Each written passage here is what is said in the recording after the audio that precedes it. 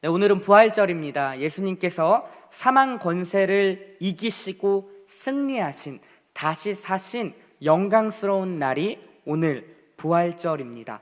부활의 기쁨과 그 은혜가 우리 가운데 충만하게 젖어드는 오늘 예배가 되길 소망합니다.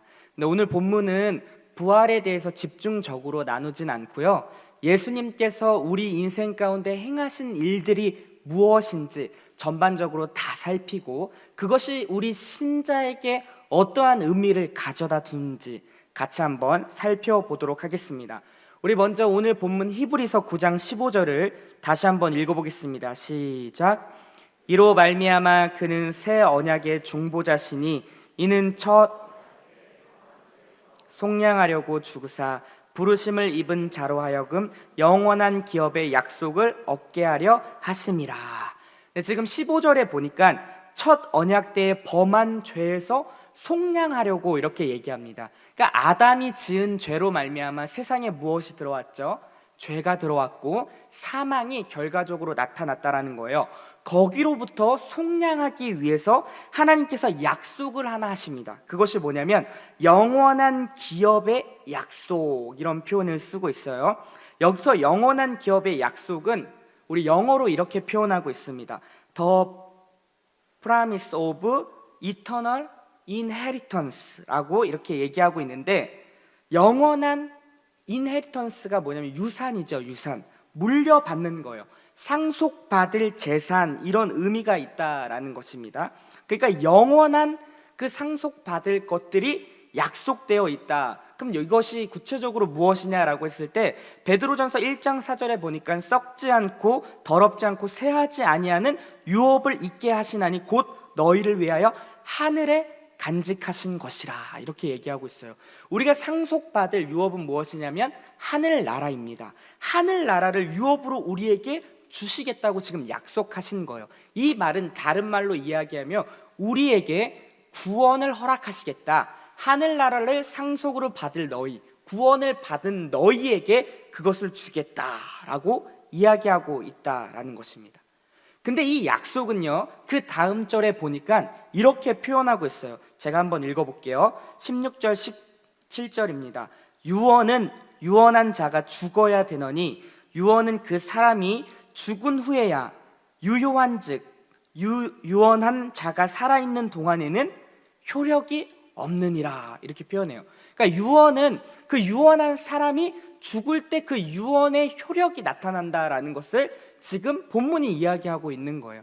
맞죠? 우리가 유언했을 때 유언한 자가 아직 돌아가시지도 않았는데 그 유언한 것을 빨리 달라고 하면 그런 배은망덕한 일이 어디 있겠습니까? 마찬가지로 성경은 유언한 것을, 유언한 자가 죽을 때 비로소 효력이 발생된다라고 얘기합니다. 근데 우리가 성경을 보면요, 좋은 성경에 보면은 그 유언 밑에 이제 각주가 달려 있거든요. 뭐라고 달려 있나요? 한번 봐보세요. 성경이 있으면 언약이라고 표현하고 있습니다. 그러니까 유언은 언약이다라고 이야기하고 있어요. 우리 복습 한번 하겠습니다. 언약은 히브리어로 뭐라고 했죠? 베리트라고 했어요. 그래서 언약을 맺다는 카라트 베리트, 이렇게 얘기했어요. 근데 이 베리트에는, 이 언약이라는 말에는 뭐가 들어있냐면 피의 제사가 들어있습니다. 그러니까 베리트 언약이라는 말에는 자르다라는 의미가 들어있거든요. 그러니까 이 언약은 죽음을 전제한다라는 것을 그 단어 안에 내포하고 있다라는 거예요. 그러니까 이 언약이 이루어지기 위해서는 반드시 그 언약한 자가 죽어야 된다라는 것을 지금 성경이 얘기하고 있다는 것입니다. 자, 이 언약, 이 유언은 누가 하신 거죠? 하나님이 하신 겁니다. 근데 지금 하나님이 죽으셨나요? 살으셨나요? 사셨죠. 하나님은 죽으실 수 없는 분이십니다. 자존하신 분, 태초 전부터 영원부터 영원까지 계시는 분이 우리 하나님이세요. 그러면 이 약속은 지금 이루어지지 않은 것이 아닌가, 이러한 생각을 할 수 있는데요, 그래서 죽을 수 없는 하나님 대신 죽을 수 있는 육체의 몸을 입고 오신 분이 누구냐면 바로 성자 하나님 예수님이라는 사실입니다. 그게 뭐냐면 바로 성육신이에요. 성육신이 뭐죠? 예수님께서 육체의 몸을 입고 이 땅에 오신 것을 성육신이라고 합니다. 그러니까 하나님께서 성자 하나님 그 예수님을 이 땅에 육신의 몸을 입고 보내신 거예요. 그리고 그 예수님께서 언약을 성취하기 위해서 죽으셔야 됐는데, 아까도 얘기했듯이 그 언약이라는 그 단어 안에는 피를 전제한다고 했습니다. 죽음을 전제한다라는 거예요. 그래서 히브리서 9장 12절이 이렇게 이야기합니다. 우리 같이 한번 읽어보겠습니다. 시작. 염소와 송아지의 피로 하지 아니하고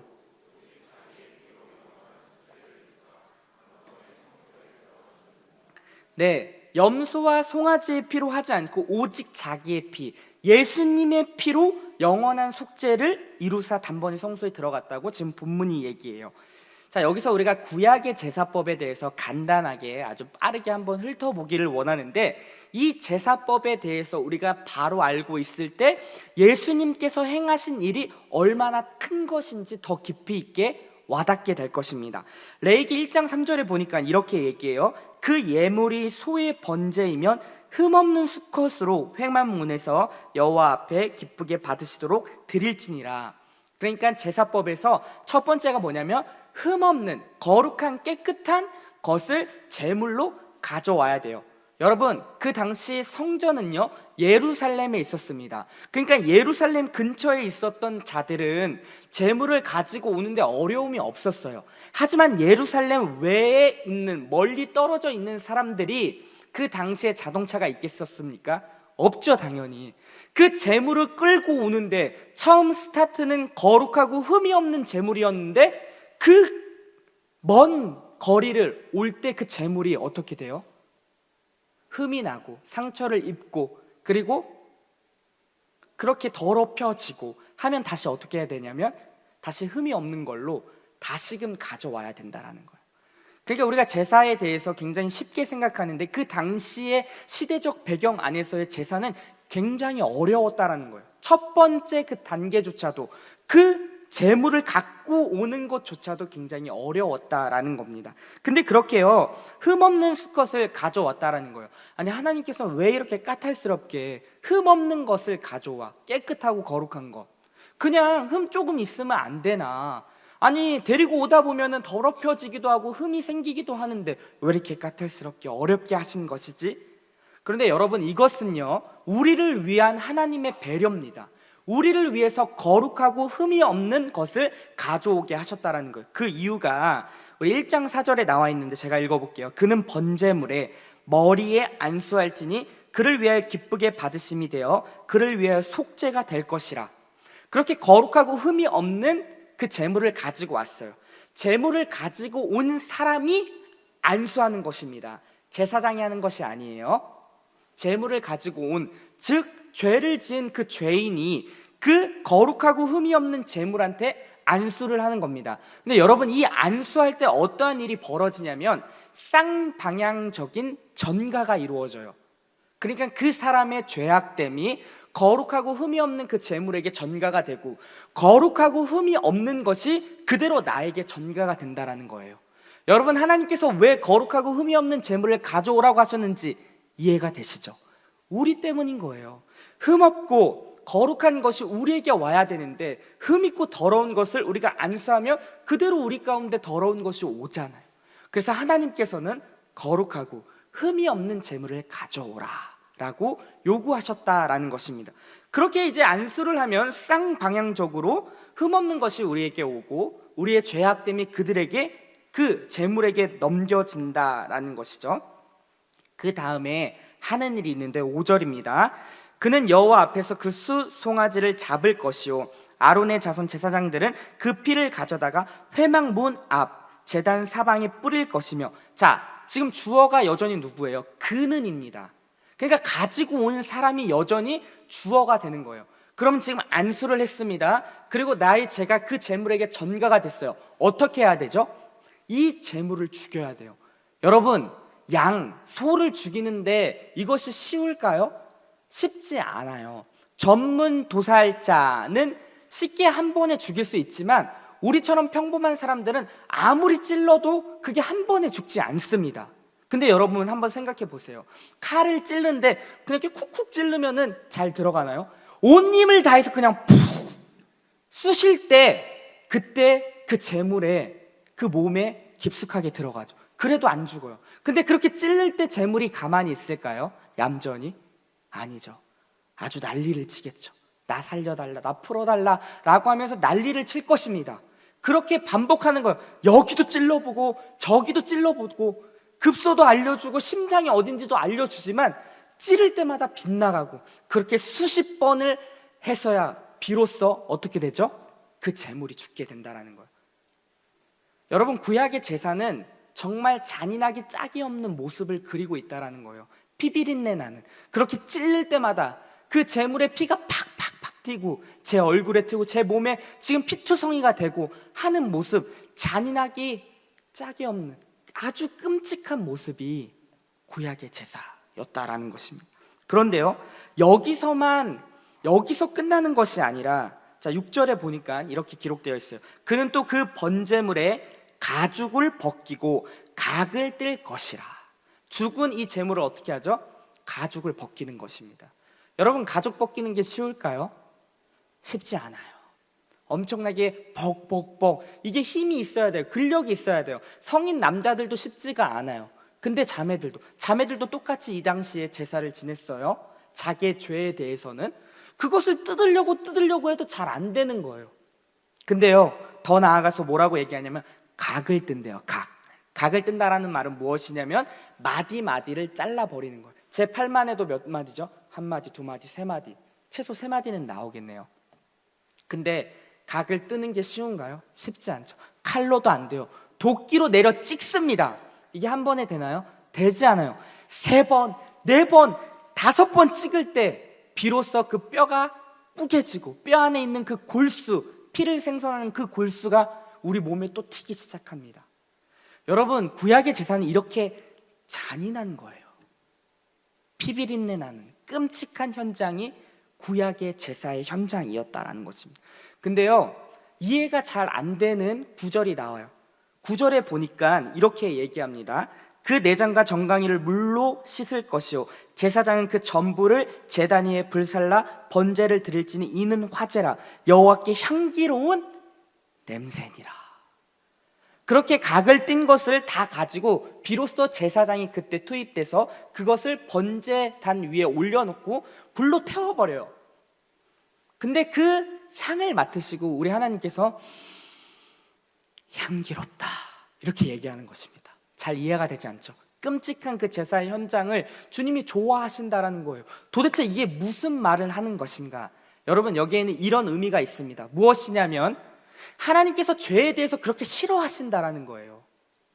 죄의 심판과 저주가 그렇게 부어진다라는 것입니다. 죄를 없애기 위하여 칼을 대야 되고요, 그렇게 도끼를 찍어 눌러야 되고요, 그렇게 번제 위에 하나도 남김없이 다 태워버릴 때 비로소 하나님께서 향기로운 냄새, 제사다라고 받으시는 거예요. 왜요?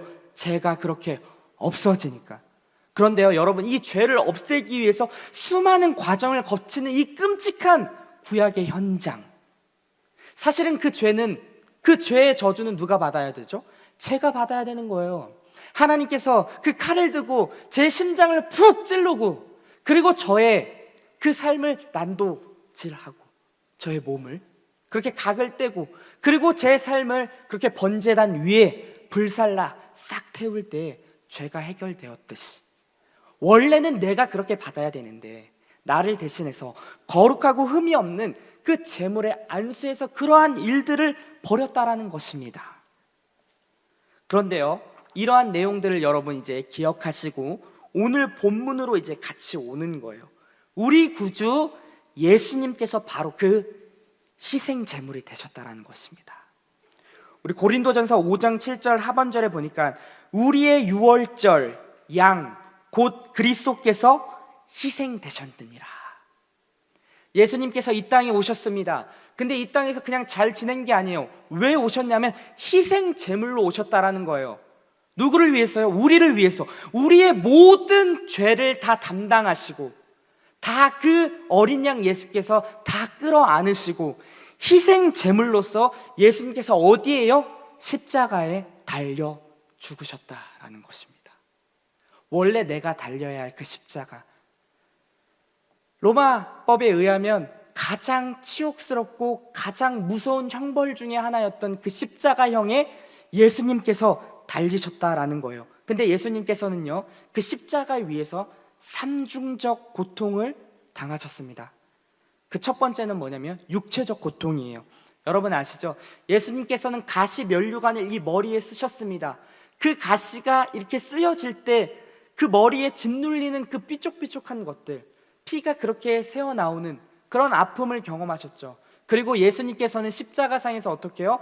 두 손에 그렇게 양쪽에 못 박히셨습니다. 그리고 발에도요 못 박히셨어요. 그런데 십자가 행 전에 어떠한 일이 벌어지냐면 죄에 대해서 고백하며 그 죄에 대해서 채찍을 맞는 장면이 나타난다는 거예요. 그 당시 로마법에 의하면 그 채찍은 한 3m 정도 됐습니다. 그리고 그 채찍 끝에 뭐가 달렸냐면 그 고리, 그 동물의 뼈와 납이 달려있는 거예요.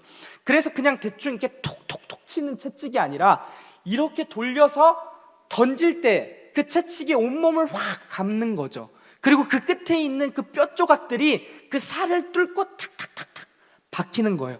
그 박힌 것을 촥 당길 때 어떻게 되죠? 그 새 조각과 함께 우리의 살점이 떨어지는 것입니다. 갈비뼈에 닿기만 하면 그 갈비가 보이는 거예요. 살점이 뚝뚝 떨어지고, 그러다가 내 얼굴에 하면 그냥 얼굴에 살점이 떨어져요. 그게 예수님께서 당하셨던 육체적인 고난입니다. 그러니까 십자가를 지기 전에 이미 반 죽어있는 상태에, 아주 형체를 알아볼 수 없는 그 상태로 우리 구주 예수께서 그 십자가를 지시고 골고다 언덕에 올라가셨다라는 것입니다. 그 엄청난 무게의 그 십자가를 끌어안고 한 걸음 한 걸음 올라가셨던 분이 우리 예수님이에요. 그렇게 가장 잔인하고 고통스러운 처형을 우리 주님께서 그 십자가 위에서 받으셨다라는 것입니다. 둘째는 뭐냐면 정신적인 고통이에요. 온갖 조롱과 핍박, 그리고 그 옆에 있었던 강도의 비아냥거림, 남을 구원하면서도 너를 구원하지 못하느냐, 십자가에서 내려와 봐라, 수많은 이들의 비웃음, 비난 소리가 그 주님의 마음을 아프게 했다라는 거예요. 근데 그 주님은 다 그러한 것들을 감내하셨어요. 그리고 여러분 아시잖아요. 3년 동안 동고동락했던 그 제자들마저도 예수님을 떠났다라는 거예요. 수제자라고 했던 그 베드로조차도 예수님을 3번 저주하며 부인했던 그러한 모습이 성경에 기록되어 있다라는 것입니다. 이것이 예수님께서 겪으셨던 정신적 고통이었다라는 거예요. 세 번째는 뭐냐면 영적인 고통입니다. 그 어떠한 육체적, 정신적 고통보다도 영적인 고통이 가장 심한 고통이었다라는 거예요. 삼위일체 하나님께서 최초로 해체되는 그 장면이 십자가 위에서 이루어집니다. 지금 예수님께서는 성자 예수님으로 십자가에 있는 것이 아니에요. 우리가 방금 나눴듯이 온 인류의 죄를 다 끌어안으시고 희생제물 어린 양으로서 그렇게 십자가 위에 올려졌다라는 것입니다. 그러니 죄와 함께 할 수 없었던 그 하나님께서는 그 예수님을 버리실 수밖에 없다라는 거예요. 그 하나님과의 단절이 그 어떠한 것보다도 우리 예수님께는, 그 구주 예수님께는 고통스러운 장면이었다라는 거예요. 하나님은 그렇게 성자 예수님, 가장 사랑한 그 독자, 그 예수님을 외면할 수밖에 없었다라는 것입니다. 그렇게 우리 구주 예수님께서는 희생 제물이 되었던 그 예수님께서는 홀로 그 모든 고통을 다 받아내셨습니다. 나의 하나님, 나의 하나님, 어찌하여 나를 버리셨나이까? 라는 그 예수님의 절규가 바로 그 십자가 위에서 이루어졌다라는 것이죠. 여러분, 이 희생이 있었기 때문에 오늘 이 자리에 우리가 있을 수 있는 것입니다. 사실 그 희생 우리가 받아야 되는 거죠. 온갖 고통과 수모와 그 아픔을 다 받아내야 할 내가 십자가에 못 박혀야 당연할 나 대신해서 예수님께서 나의 모든 죄를 끌어안고 그렇게 십자가에서 속죄를 다 이루셨다라는 거예요. 우리가 받아야 할 그 저주, 그 죄의 저주와 심판으로부터 우리를 속량시켜 주신 것입니다. 죄에 대한 엄중한 심판이 바로 그 십자가 위에서 이루어졌다라는 거예요. 구약에서 죄에 대해서 그렇게 다루셨던 것처럼 신약에 와서도 하나님께서는 여전히 그 죄에 대하여 엄중하게 다루실 수밖에 없었다라는 것입니다. 그리고 나서 예수님께서는 오늘 우리가 맞이한 것처럼 3일 만에 부활하셨다라는 거예요. 죽음에 그냥 갇히지 않으시고 사망 권세를 이기시고 3일 만에 성경대로 부활하셨다라는 것입니다. 그런데 여기서 부활하신 것은 어린 양으로 부활하신 것이 아니라 대제사장으로 부활하셨다라는 것입니다. 우리 히브리서 9장 11절 같이 한번 읽어보겠습니다. 시작. 그리스도께서는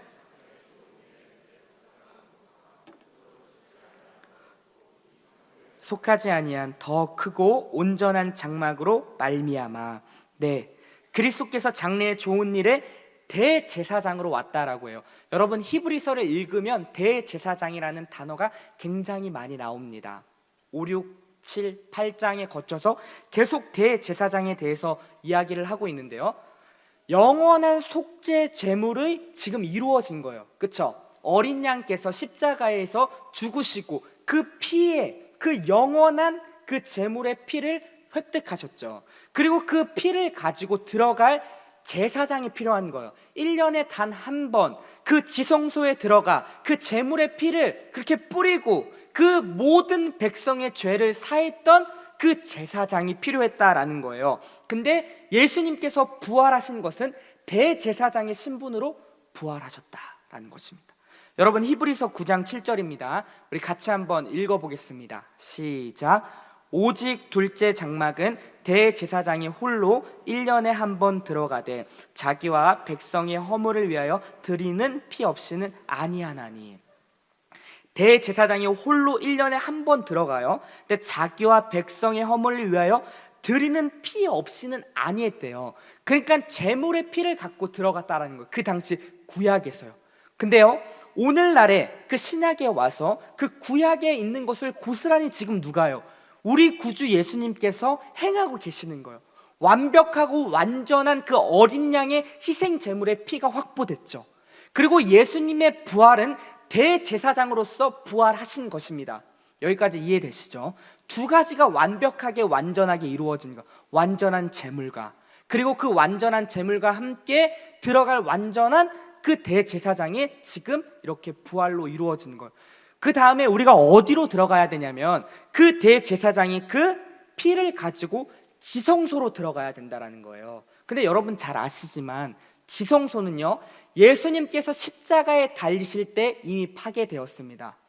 휘장이 위로부터 아래로 찢어졌다라는 거예요. 마태복음 27장 51절에 보니까 이렇게 기록합니다.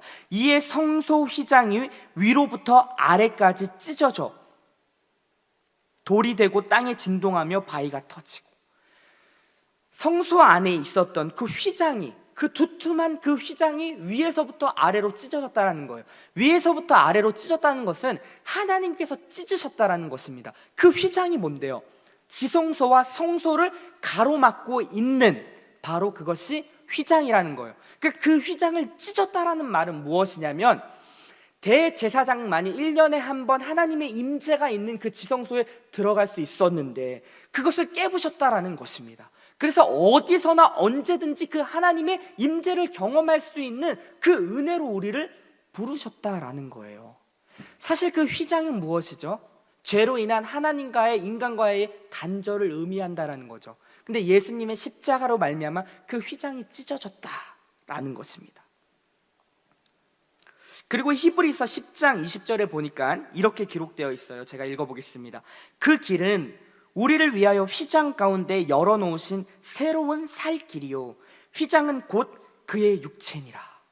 휘장은 뭐예요? 그의 육체니라. 그의 육체가 뭔데요? 예수님의 육체.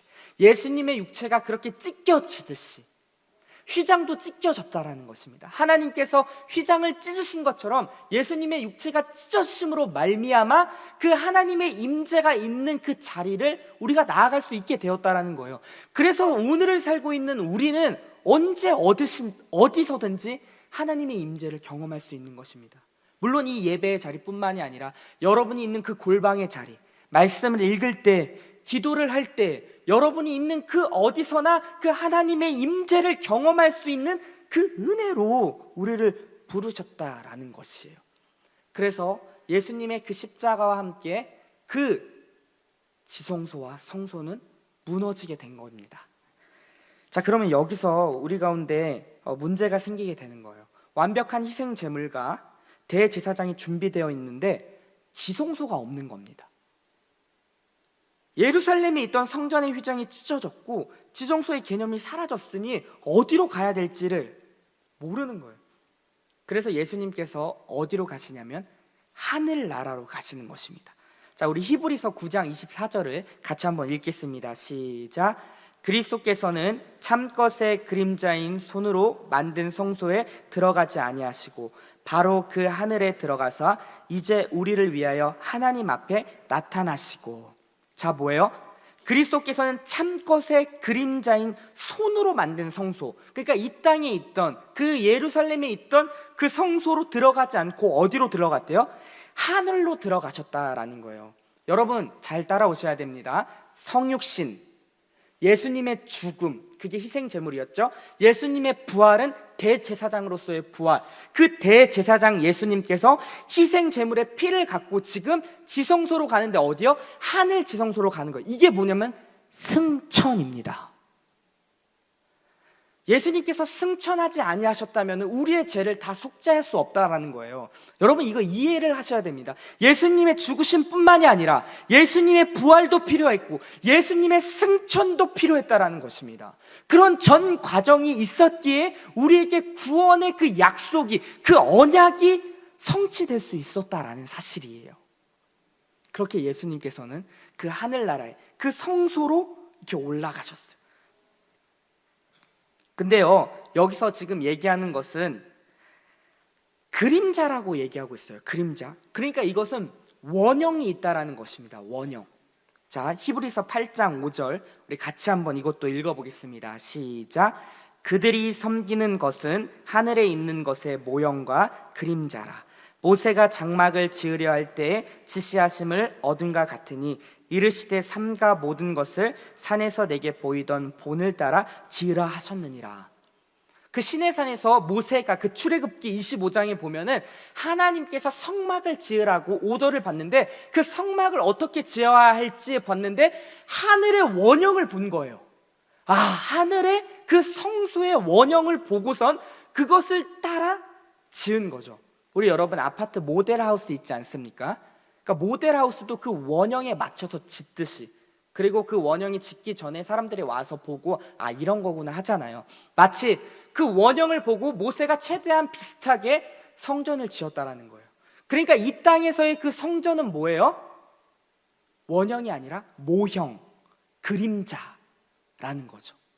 그러니까 예수 그리스도께서는 그 원형인 그 하늘 성전으로 지금 들어가셨다라는 것을 우리 가운데 이야기하고 있는 것입니다. 이것이 바로 승천이에요. 우리 히브리서 9장 12절 다시 한번 읽어보겠습니다. 시작. 염소와 송아지의 피로 하지 아니하고 오직 자기의 피로 영원한 속죄를 이루사 단번에 성소에 들어가셨느니라. 누가요? 우리 구주 예수님, 대제사장 예수님께서 염소와 송아지 피가 아니라 자기의 피로 영원한 속죄를 위하여 단번에 하늘 성소로 들어갔다라는 것을 지금 이야기하고 있는 거예요. 히브리서 4장 14절도 우리 같이 한번 읽겠습니다. 시작. 그러므로 우리에게 큰 대제사장이 계시니 승천하시니 곧 하나님의 아들 예수시라. 우리가 믿는 도리를 굳게 잡을지어다. 큰 대제사장 발음이 안 되네요.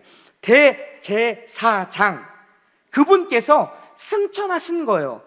그 하나님의 아들 예수께서 그 하늘 지성소로 올라가셔서 그 자기의 피를 뿌리심으로 속죄 제사를 완벽하게 이루셨다라는 것입니다. 이것이 주께서 우리에게 행하신 일이에요. 십자가의 죽음뿐만이 아니라 부활하심, 부활에서 그치지 아니하시고 하늘에서 승천하셔서 그 지성소로 올라가서 모든 속죄의 일을 다 이루셨다라는 거예요. 그러면서 이 과정을 통하여서 우리에게 구원을 뭐예요? 보증하고 있는 것입니다. 아까도 얘기했죠. 언약은 언약한 자가 죽어야지만이 효력을 이룬다며요. 언약한 자가 누군데요? 우리 구주, 그 하나님, 제2 성자 하나님께서 그렇게 죽으심으로 그 언약을 성취했다라는 것입니다. 보증했다라는 것입니다.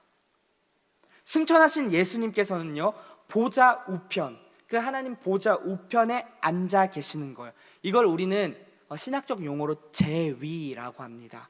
보좌 우편에 앉아서 우리를 위하여 친히 간구하시는 거예요. 어떤 간구? 내가 다 이루었다.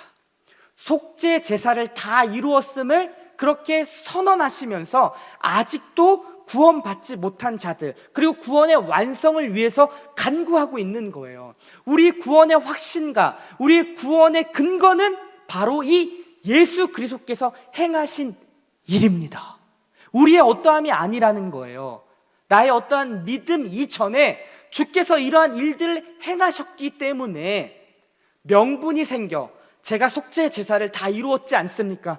구원해 주십시오 라고 하늘 아버지, 하나님께 간구하고 있는 거예요. 하늘 아버지, 주께서 정하신 그 구원 사역을 제가 다 이루지 않았습니까?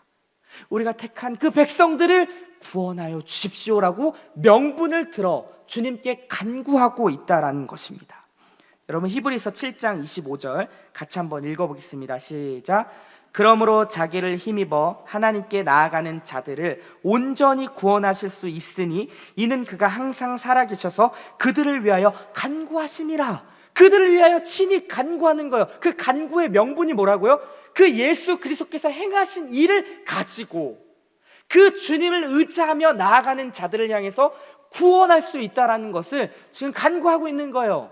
하늘 아버지께 완벽한 희생 제물로 대제사장으로 부활하셔서 그 피로 하늘 지성소에서 완전한 속죄 제사를 이루셨기 때문에 이러한 간구가 나올 수 있다는 것입니다. 우리 로마서 8장 34절도 같이 한번 읽어보겠습니다. 시작. 누가 정죄하리요? 죽으실 뿐 아니라 다시 살아나신 이는 그리스도 예수시는 그는 하나님 우편에 계신 자요 우리를 위하여 간구하시는 자신이라. 누가 정죄하냐? 라고 얘기하는 거예요. 의롭다 하신 이는 하나님이신데 왜요? 하나님이 왜 의롭다 하셨죠? 예수님께서 행하신 일을 보고 오케이, 의롭다 하셨다라고 하신 것입니다. 근데 누가 정죄합니까? 어둠의 악한 영이 우리에게 수도 없이 정죄하잖아요. 네가 어떻게 구원받은 자야? 하나님, 쟤는 구원받은 자가 아니에요. 제가 행하는 짓을 보십시오 라고 고발하잖아요. 누가요? 어둠의 악한 영이. 근데요, 우리 구주께서 얘기하는 거예요. 누가 고발하느냐? 누가 정죄하느냐? 의롭다 하신 이는 하나님이신데 내가 그 속죄 제사를 다 이루었는데 감히 내가 택한 내 백성, 내 사랑하는 자들을 누가 고발하고 정죄하느냐? 라고 지금 하늘 보좌 우편에서 우리를 위하여 친히 매 순간마다 간구하신다라는 사실이에요. 우리의 구원의 근거가 어디입니까? 나의 어떠함입니까? 아닙니다. 우리 구주 예수께서 이루어 놓으신 그 엄청난 그 사건, 그것이 우리의 구원의 근거라는 것이에요. 그렇게 그 구원을 주님께서 보증하셨습니다. 히브리서 7장 22절에 보니 이와 같이 예수는 더 좋은 언약의 뭐예요? 보증이 되셨느니라. 책임지고 증명하겠다, 내가 개런티하겠다, 내가 보장한다 라고 누가요? 우리 구주 예수께서 이야기하고 있다라는 것입니다. 우리의 구원의 근거는 바로 여기에 있는 줄 믿습니다. 우리 히브리서 12장 2절이요, 이거 같이 이야기하고 오늘 마무리하길 원하는데요, 우리 같이 한번 읽어보겠습니다. 시작. 믿음의 주여 또 온전하게 하신 이인 예수를 바라보자. 그는 그 앞에 있는 기쁨을 위하여 십자가를 참으사 부끄러움을 개의치 아니하시더니 하나님 보좌 우편에 앉으셨느니라.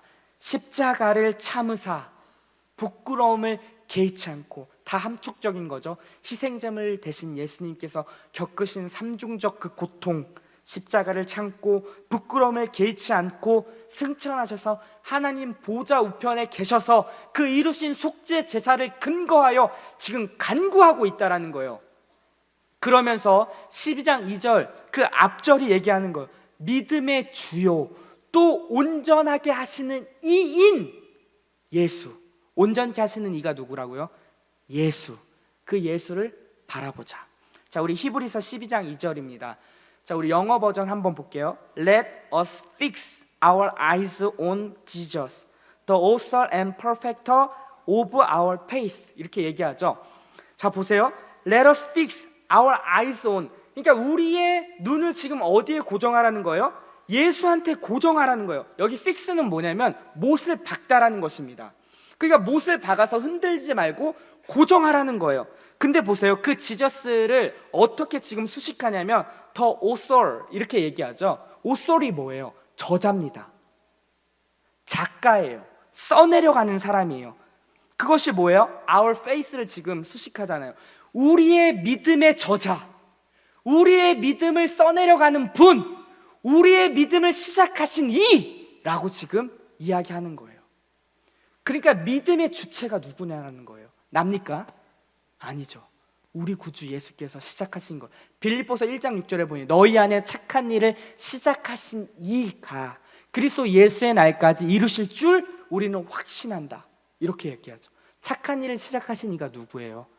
우리 주님이잖아요. 그 주님이 완성시킨대요. 그 뒤에 보니까 and perfecter가 그거예요. 완성자라는 의미가 있습니다. 우리의 믿음의 완성자 누구요? 그 예수를 바라보자 라고 지금 이야기하고 있다라는 것입니다. 우리의 시선을 주님께 고정시키라. 그 주님은 우리의 믿음의 시작 그리고 우리의 믿음의 완성자가 되신다 라는 것을 우리 가운데 얘기하고 있는 것입니다. 여러분, 우리의 구원의 근거는 어디에 있습니까? 바로 여기에 있는 것입니다.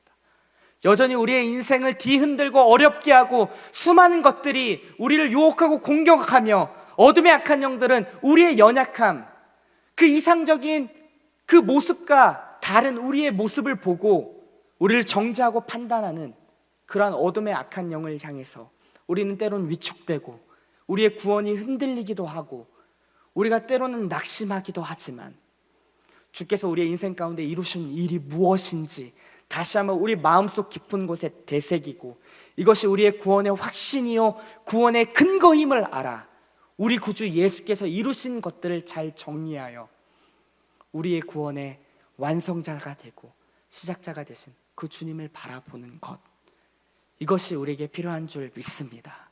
그 부활의 그 놀라운 능력이 이러한 의미들을 다 담고 계신다라는 사실이에요.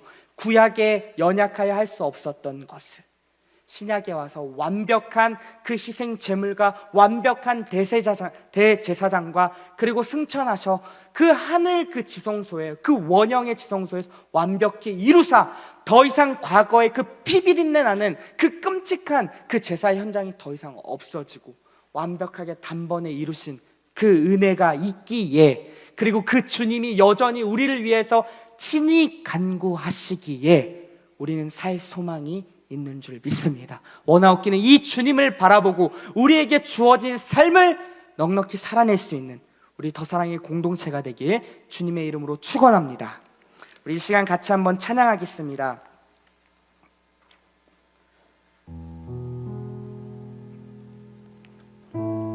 네, 여러분, 유월절 어린 양의 피라는 우리 찬양이에요. 잘 알고 있는 빠른 찬양인데 이 찬양의 가사를 잘 생각하며 주께서 이루신 일들을 다시 한번 우리 마음판에 되새기며 정리하는 시간으로 나아갔으면 좋겠습니다. 우리 같이 찬양하겠습니다.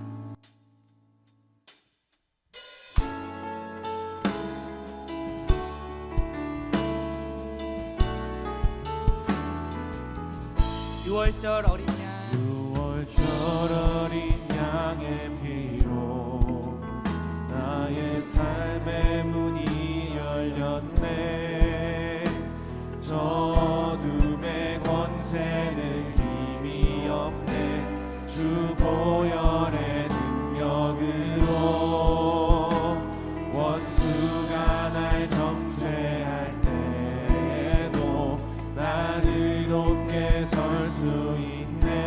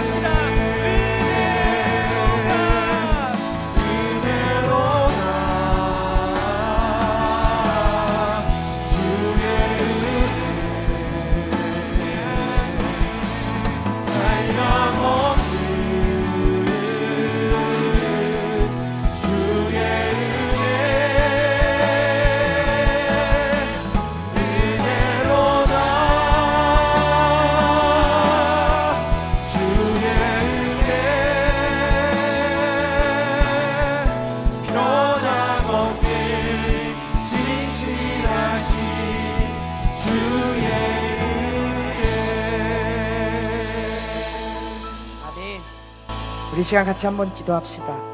우리 구주 예수께서 왜 그 모진 고난을 다 감당하셨을까요? 우리 때문입니다. 우리 사랑해서 그런 거예요.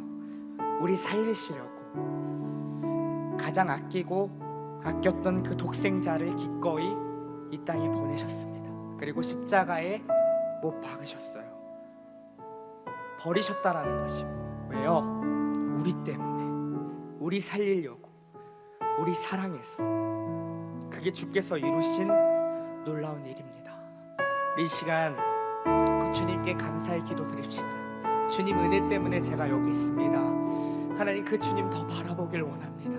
하나님, 어떠한 어려운 상황 가운데 내가 놓일지라도 사망 권세 이기신 그 주님이 나에게 생명으로, 나의 주인으로 함께 하심을 믿습니다. 그 주님 더욱 바라보며 나에게 주어진 삶 넉넉히 살아낼 수 있는 우리 모두 될 수 있도록 도와주십시오. 그렇게 우리의 삶을 좀 맡겨드리며 시간 간절하게 우리 주님 도와주십시오라는 마음으로 같이 기도하며 나아가도록 하겠습니다. 기도합시다.